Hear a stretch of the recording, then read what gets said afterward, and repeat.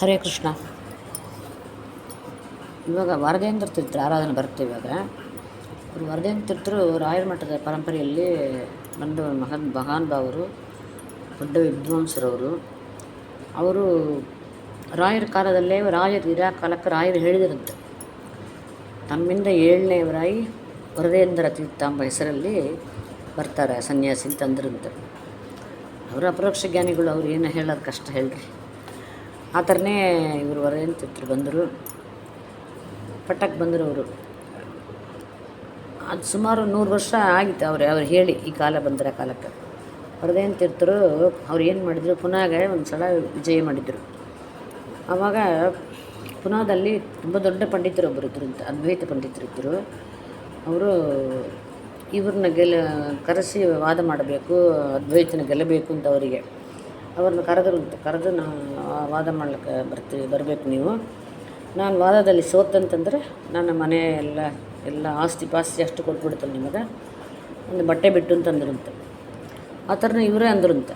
ಹಾಗೆ ನಾವು ಸೋತ್ರನ್ನ ಹಾಗೆ ನಮ್ಮ ಪಟ್ಟದ ವಿಗ್ರಹ ಸಹಿತ ಕೊಟ್ಟುಬಿಡ್ತೇವೆ, ಒಂದು ಕಾವಿ ಬಿಟ್ಟು ಅಂತಂದ್ರಂತೆ ವರದೇಂದ್ರ ತೀರ್ಥರು. ಅವರ ಅದ್ವೈತ ಪಂಡಿತರು ತುಂಬ ದೊಡ್ಡ ಜ್ಞಾನಿ ಅಂತವರು. ಅವರು ಸೂರ್ಯ ಉಪಾಸಕರಂತವರು.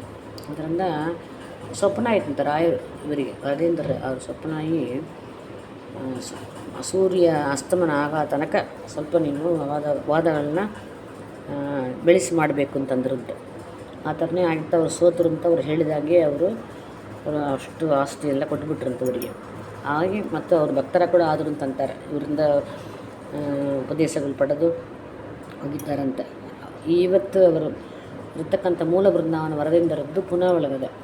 ಆ ಪುನಾ ಒಳಗೆ ಬೃಂದಾವನ ಇರ್ತಕ್ಕಂಥ ಜಾಗ ಅವ್ರ ಮನೆ ದೇವರು ಕೋಣೆ ಅಂಥದ್ದು. ಅದ್ವೈತ ಪಂಡಿತರ ಸೋತು ಹೋದ್ರಲ್ಲ, ಅವ್ರ ಮನೆ ಜಾಗದಲ್ಲಿ ಅವರು ಕೊಟ್ಟ ಇದರಲ್ಲಿ ಅವರು ಮೂಲ ಬೃಂದಾವನ ಆಗಿದ್ದಾರೆ. ಅವರು ಎಷ್ಟು ಪುಣ್ಯವಂತರ ನೋಡ್ರಿ ಇಲ್ವಾ. ಇವರು ಲಿಂಗಸಕೂರಿನಲ್ಲಿ ಪ್ರಾಣೇಶ್ ದಾಸರು ಇದ್ರು. ಲಿಂಗಸಕೂರು ಅಂದರೆ ದಾಸರಿಗೆ ಎಲ್ಲರಿಗೆ ಹೆಸರೋದು ಊರದು. ಅಲ್ಲಿ ಇವರು ಜೊತೆಗೆ ಭಾಳ ಸ್ನೇಹ ಉಂಟಂಥವರಿಗೆ. ಅವರು ಒಂದು ಜಾಗ ಕೊಟ್ಟಿದ್ದರಂತೆ ಇವರಿಗೆ, ಅವ್ರ ಮನೆ ಕೋಣೆಯಲ್ಲಿ ಒಂದು ಜಾಗ. ಅವರು ಅಲ್ಲಿ ಬೃಂದಾವನಸ್ಥರಾಗಬೇಕು ಅಂತ ಅವರಿಗೆ ಮನಸ್ಸಿಗೆ ಇಚ್ಛೆ, ಏನೋ ಗೊತ್ತಿಲ್ಲ ಪ್ರಾಣೇಶ್ ದಾಸರಿಗೆ. ಇವರು ಅಲ್ಲಿ ಹೋಗಿರೋ ಕಾಲಕ್ಕೆ ಪುನಾದಲ್ಲೇ ಬೃಂದಾವನಸ್ಥರಾಗಿಬಿಟ್ರು. ಅಂದರೆ ಇವರು ಭಾಳ ಸ್ವಲ್ಪ ಮನಸ್ಸು ಸಂಚಲ ಆಗಿರ್ತವ್ರತೆ ಇವರಿಗೆ. ಸ್ವಪ್ನ ಆಯ್ತಂತೆ ಇವರಿಗೆ, ಪ್ರಾಣೇಶ್ ದಾಸರಿಗೆ ಸ್ವಪ್ನ ಆಗಿ, ನಿಮ್ಮ ಮನೆ ಹಿಂದೆ ತೋಡಿದರೆ ಒಂದು ಬೃಂದಾವನ ಅದ, ತೆಗಿರಿ, ಆ ಬೃಂದಾವನ ನಾನು ಸನ್ನಿಹಿತನ ಇರ್ತೀನಂತಾಗಿ ಸ್ವಪ್ನ ಆಗಿತ್ತಂತೆ. ಆಮೇಲೆ ಅಲ್ಲಿದ್ದ ಅರ್ಚಕರಿಗೆ ಪುಣೆಯೊಳಗೆ ವರದೇಂದ್ರ ತೀರ್ಥ ಬೃಂದಾವನ ಪೂಜೆ ಮಾಡುತ್ತೆ ಅರ್ಚಕರಿಗೆ ಸ್ವಪ್ನ ಆಯ್ತಂತೆ, ನನ್ನ ಪಾದುಕನ ತೊಂಡೆ ಅಲ್ಲಿ ಕೊಡ್ರಿ ಅಂತಾಗಿ. ಆಗ ಹುಟ್ಟು ಅವರಿಗೆ ಇಲ್ಲಿ ಮೂಲ ಬೃಂದಾವನ ಪುಣೆಯೊಳಗದೆ ಸ್ವಪ್ನಾಂಕಿತವಾಗಿ ಆಗಿ ಆ ಪಾದುಕೆಗೆ ಇಟ್ಟ ಬೃಂದಾವನ ಲಿಂಗಸಕೂರ್ಲದಂತೆ, ಅಲ್ಲಿ ಇವತ್ತೆಲ್ಲ ಮಾಡ್ತಾ ಇದ್ದಾರಂಥವರು. ಅದರಿಂದ ದೊಡ್ಡ ವಿದ್ವಾಂಸರು ಇವರತ್ತಲಿ ನಮ್ಮ ಇವತ್ತು ಹರಿಕಥಾಂಸಾರ ಎಲ್ಲರೂ ನಾವು ಓದಿ ಕೇಳಿ ತಿಳ್ಕೊತಾ ಇರ್ತೇವಲ್ವ. ಕನ್ನಡ ಮೇರು ಕೃತಿ ಅಂತ ಅಂತಾರಲ್ಲ, ಅದನ್ನು ಕನ್ನಡ ಸುಧಾ ಅಂತ ಅಂತಾರೆ. ಆ ಹರಿಕಥಾಂಸಾರ ಬರೆದ ಜಗನ್ನಾಥ ದಾಸರು ಅವರು ಶ್ರೀನಿವಾಸ ಆಚಾರ್ಯರ ಕಾಲದಲ್ಲಿ ಇವರತ್ತಲಿ ತಾನೇ ಎಲ್ಲ ಪಾಠ ಪ್ರವಚನ ಎಲ್ಲ ಮಾಡಿಕೊಂಡಿರುತ್ತೆ. ಅದರಿಂದ ಇವರಿಂದ ಸಂಪಾದನೆ ಮಾಡಿಕೊಂಡ ಜ್ಞಾನ. ಹರಿಕಥಾಂಸಾರ ಬರಿಬೇಕಂದ್ರೆ ಎಷ್ಟು ಜ್ಞಾನ ಬೇಕು ಹೇಳ್ರಿ. ಅಂಥ ಜ್ಞಾನಿಗಳಿಗೆ ಜ್ಞಾನ ಕೊಟ್ಟವರು ಅಂದರೆ ಇವರು ಎಷ್ಟು ದೊಡ್ಡವರ ಇರಬೇಕು, ಎಷ್ಟು ಜ್ಞಾನವಂತರ ಇರಬೇಕು. ಅವರು ಕಡೆನೇ ಹೋಗಿ ಇವರು ಪ್ರಾರಂಭ ಮಾಡಿದ್ದಾಗಿ ಹೇಳಿಕೊತಾರೆ, ದೊಡ್ಡವರು ಆಚಾರ್ಯ ಹೇಳಿಕೊತಾರೆ. ಜಗನ್ನಾಥ ದಾಸರು ಅಲ್ಲೇ ಹೋಗಿ ಬರೆದರು ಅಂತ ಹರಿಕಥಾಂಸಾರನ ಪ್ರಾರಂಭವಾಗಿದ್ದು ಅವ್ರ ಜಾಗದಲ್ಲಿ ಅಂತ ಹೇಳ್ತಾರೆ. ಅಂದರೆ ಇಂಥ ದೊಡ್ಡವರು ಮಹನೀಯರು. ಅವರು ನಮ್ಮ ಎಲ್ಲರಿಗೂ ಅನುಗ್ರಹ ಮಾಡಲಿ, ನಮಗೂ ಸ್ವಲ್ಪ ಜ್ಞಾನ ಭಕ್ತಿ ವೈರಾಗ್ಯ ಕೊಡಲಿ. ಹರಿಸರ್ವತ್ಮ ಜ್ಞಾನ ವಾಯುಜೀವಾತ್ಮ ಜ್ಞಾನ ನಮ್ಮೆಲ್ಲರಿಗೂ ಅವಶ್ಯ ಬೇಕು. ಮಧ್ವರಿಗೆ ಎಲ್ಲರಿಗೂ ಸಾತ್ವಿಕ ಜೀವರಿಗೆ ಎಲ್ಲರಿಗೂ ಬೇಕು, ಅದು ಕೊಡಲಿ ಅಂತ ಅವ್ರನ್ನ ಪ್ರಾರ್ಥನೆ ಮಾಡಿಕೊಂಡು ನಾವು ಅವ್ರ ಮೇಲೆ ಒಂದು ಹಾಡು ಗುರು ಜಗನ್ನಾಥ ದಾಸರು ಮಾಡಿದ ಹಾಡನ್ನು ಹೇಳೋಣ. ಮತ್ತು ಇವರು ರುದ್ರಾಂಶ ಸಂಭೂತರು ಅಂತ ಹೇಳ್ತಾರೆ ಇವ್ರನ್ನ. ಯಾಕಂದರೆ ಇವರು ಗುರು ಜಗನ್ನಾಥ ದಾಸರ ಹಾಡೊಳಗೆ ಒಂದು ಬಂದದೆ, ತಕ್ಷಕ ಭೂಷಣ ಅಂತ ಒಂದು ಲೈನ್ ಬಂದದೆ. ಆಮೇಲೆ ಬ್ರಹ್ಮ ಆವೇಶ ಅಂತ ಕೂಡ ಬಂದಿದೆ ಒಂದೊಳ್ಳೆ ಇವರಿಗೆ. ಜಗನ್ನಾಥ ದಾಸರು ಮಾಡಿದ ಹಾಡು ಇವ್ರ ಮೇಲೆ ಬೇಕಾದಷ್ಟು ಮಾಡಿದ್ದಾರೆ. ಪ್ರಾಣೇಶ್ ದಾಸರು ಮಾಡಿದ್ದಾರೆ, ಗುರು ಜಗನ್ನಾಥ ದಾಸರು ಮಾಡಿದ್ದಾರೆ. ಅದರಿಂದ ಇವರು ಶಾಂತಪಡಿಸ್ಬೇಕು, ರುದ್ರಾಂಶರ ಅದಕ್ಕೆ ಶಾಂತಪಡಿಸಬೇಕು ಅಂತ ಹೇಳಿ ಸುಧೀಂದ್ರ ತೀರ್ಥರು ಅವ್ರ ಮೇಲೆ ಒಂದು ರಾಯರ ಮೂಲ ಮೃತ್ತಿಕೆ ಬೃಂದಾವನ್ನ ಸ್ಥಾಪನೆ ಮಾಡಿದ್ದಾರಂತೆ. ಇವತ್ತು ನಾವು ನೋಡಬಹುದು, ಅಲ್ಲಿ ಹೋದರೆ ಫೋಟೋಸ್ನು ನೋಡ್ಬೋದು. ಇಲ್ಲದಿದ್ದರೆ ಅವ್ರನ್ನ ನಾವು ಪ್ರಾರ್ಥನೆ ಮಾಡ್ಕೊಂಬೋಣ. ನಾನು ಎಲ್ಲರಿಗೆ ಒಳ್ಳೆ ಜ್ಞಾನ ಕೊಡಲಿ, ಒಳ್ಳೆ ಭಕ್ತಿ ಕೊಡಲಿ, ಒಳ್ಳೆ ಇದಾಗಿ ಕೊಡಲಿ ಅಂತೇಳಿ ಕೃಷ್ಣಾರ್ಪಣ ವಸ್ತು. ಹರೇ ಕೃಷ್ಣ. ನಮಗೆ ಇನ್ನೂ ಮತ್ತೊಂದು ಎಂತಂದರೆ ಪುನಃ ಮಾಧ್ವರಿ ಭಾಳ ಶ್ರೇಷ್ಠವಾದ ಊರು ಅಂತ ಅನಿಸುತ್ತೆ. ಯಾಕಂತ ಕೇಳಿದರೆ ನಮ್ಮ ಭಾವಿ ಸಮೀರ ಗುರು ಸಾರ್ವಭೌಮರು ವಾದಿರಾಜ ತೀರ್ಥರು ಅಲ್ಲಿ ಹೋಗಿರೋ ಕಾಲಕ್ಕೆ ಅಲ್ಲಿ ಅವರು ಒಂದು ಕಡೆ ಇದ್ದಿದ್ದಾರೆ.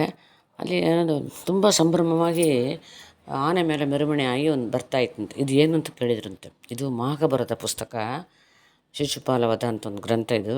ಅದು ತುಂಬ ಚೆನ್ನಾಗಿದೆ. ಅದು ರಾಜ ಮೆರವಣಿಗೆ ಹಾಕ್ತಾ ಇದ್ದಾನೆ ಹಾಗೆ ಅಂತಂದ್ರಂತೆ. ಆಗ ಅವ್ರು ಹೇಳಿದ್ರಂತೆ, ನಮ್ಮ ಹತ್ರ ಒಂದು ಗ್ರಂಥ ಇದೆ, ನಾವು ಉಡುಪಿಯಲ್ಲಿ ಇಟ್ಟು ಬಂದಿದ್ದೆವು, ಇಲ್ಲಿ ತಂದಿಲ್ಲ ಕೈಯಲ್ಲಿ. ಅದರಿಂದ ಆ ಗ್ರಂಥನ ನಾವು ಕರಕಳಿಸ್ತೇವೆ. ಸ್ವಲ್ಪ ದಿವಸ ಅದು ಹೋಗಿ ಬರಬೇಕು ಅಂದ್ರೆ ಆಗಲೇ ನಡೆದಷ್ಟು ಹೋಗ್ತಾಯಿದ್ರು ಆಗತ್ತೆ. ಅದರಿಂದ ನೀವು ನಮಗೆ ಸ್ವಲ್ಪ ಅವಕಾಶ ಕೊಡ್ರಿ, ಅದು ಬಂದ ಮೇಲೆ ಅದನ್ನು ನೋಡಿರಿ, ಅದನ್ನು ಓದಿ ಅದನ್ನು ತೂಕ ನೋಡಿರಿ, ನೋಡಿ ಯಾವುದು ಶ್ರೇಷ್ಠ ಅಂತ ಅನಿಸುತ್ತೋ ನೀವು ಅದನ್ನು ಮೆರವಣಿಗೆ ಮಾಡಿರಿ ಅಂತಂದ್ರಂತೆ. ಸರಿ ಆಯ್ತು ಅಂತಂದ್ರಂತೆ ಅವರು. ಇವರೇನು ಬರೋದಿಲ್ಲ ಏನಿಲ್ಲ. ಆದರೆ ಆಮೇಲೆ ಕೂತ್ಕೊಂಡು ದಿವಸ ಅವರು ಗೋಪಿಚಂದನ ಧಾರಣ ಮಾಡ್ತಾರಲ್ಲ ಆ ಹೊತ್ತಿಗೆ ಬರೆಯಾರಂತೆ. ಬರೋದು ಹಂಗೆ 18 ದಿವಸ ಒಳಗೆ ರುಕ್ಮಿಣೀಶ ವಿಜಯ ಅಂತ ಬರೆದು ಮುಗಿಸಿರಂತೆ. ಈಗ ರುಕ್ಮಿಣೀಶ ವಿಜಯ ಇಲ್ಲ, ದಶಮಸ್ಕಂದ ಭಾಗವತ ಯಾರೂ ಹೇಳೋದಿಲ್ಲ, ಅಷ್ಟು ಚೆನ್ನಾಗಿರ್ತದೆ. ಅದು ಹೆಸರು ಎಷ್ಟು ಮಂಗಳವಾಗಿದೆ, ರುಕ್ಮಿಣೀಶ ವಿಜಯ. ಅದನ್ನು ನೋಡಿದರು ಅವರು. ಬಂತು ಪುಸ್ತಕ ಅಂತಲ್ಲ ತೆಗೆದು ನೋಡಿದ್ರಂತೆ. ನೋಡಿ ಈ ಪುಸ್ತಕ ತುಂಬ ಗ್ರಂಥ ತುಂಬ ಶ್ರೇಷ್ಠವಾದಂಥೇಳಿ ಅದನ್ನು ಕೆಳಗಿಳಿಸಿ ಇದನ್ನು ಮೇಲೆ ಹತ್ತಿಸಿದಂತೆ ಈ ರುಕ್ಮಿಣೀಶ ವಿಜಯನ. ಅದು ಹೆಸರೇ ಅಮಂಗಳ, ಶಿಶುಪಾಲ ವಧ.